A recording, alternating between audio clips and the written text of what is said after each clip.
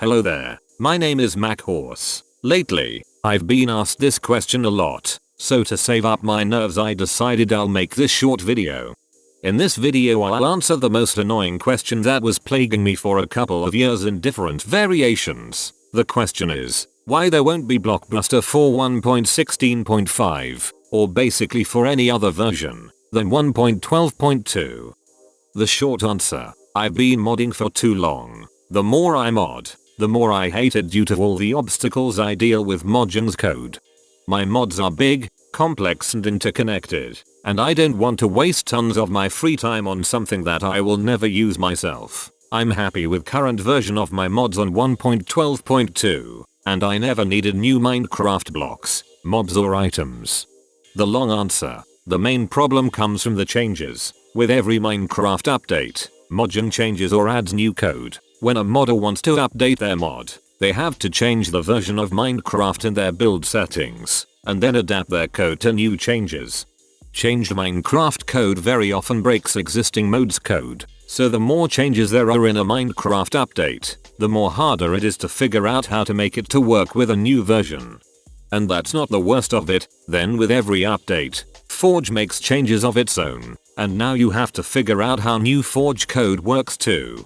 That's not the end though. On top of that, Forge devs, or maybe just Lex Manos, change the names of different code classes both in Forge and Minecraft codebases, for the sake of changing almost every update, and it makes it even more confusing to figure out what does what, and where is what.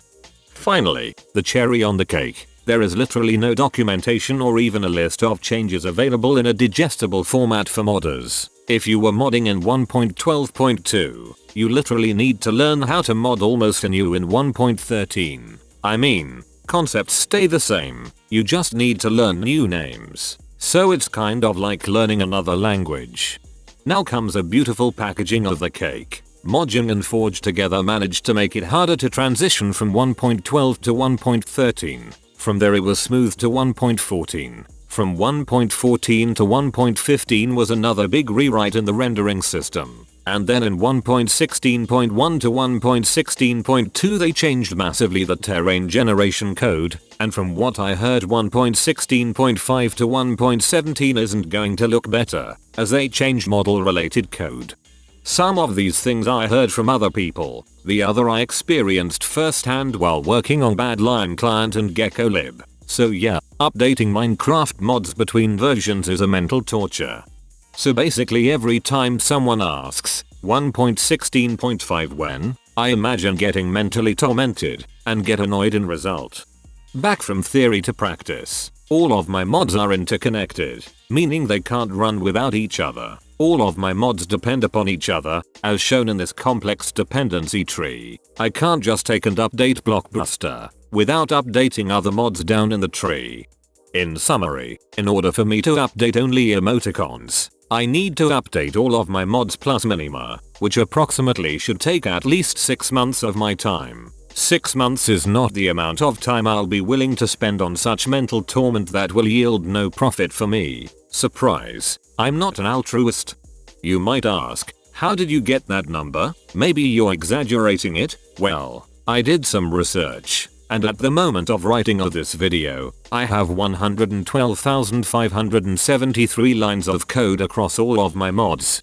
Let's do some simple math with some optimistic assumptions. Let's say I'll work every day for 3 hours on this colossal task, and it will take me an hour to fix every 200 lines of code. 112,573 divided by 200, which we get amount of hours it will take me to update my mods, which is 562.86. Then divided by 3, which we get number of days it will get me to update my mods, which is rounded to 188. There are on average 30 days in a month. Divide 188 by 30, and it gets us 6 months and 8 days. And this is a very optimistic case in my opinion. The actual amount of time might actually cross even 8 months. Of course there are some people with much bigger and more complex mods than mine, like Vazki's or MacGT's mods, but guys, let's be real, these devs are most likely more optimistic about new Minecraft features that they want to use in their mods, while I don't need them, and they are willing to work for them. and both of these devs get millions of downloads on their mods, which can be exchanged to money, and with that many downloads, that's quite justifiable, and I'm not even mentioning Vazky's Patreon page.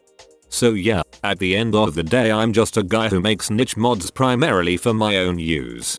I hope this video made you more compassionate towards modders that are stuck in a specific version. I'm not saying new versions are bad, a lot of people enjoying creating mods for it, and I don't mind it, but please stop asking me to update it to new versions. Thanks. Thank you very much for watching till the end, and I'm quitting modding. More about in the next video or so.